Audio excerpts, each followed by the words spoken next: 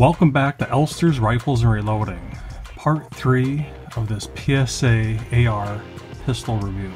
And if you're watching this series for the first time, I would highly recommend going back and starting from the beginning at part 1 and part 2. Otherwise, you're going to have no clue what's going on. So in part 2, the load development on the 68 grain and 75 grain bolt tail hollow point, especially for the 68 grain, was rather disappointing. The 75 grain bolt tail hollow points did show some promise at 22.6, which had the best group. And I figured rather than making part 3 extremely long, going over all the load development and shooting it, I would do a quick load development teaser in part 3.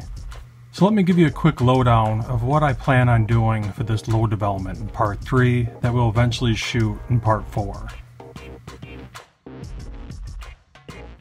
Well, I haven't completely given up on the 8208 XBR IMR powder quite yet.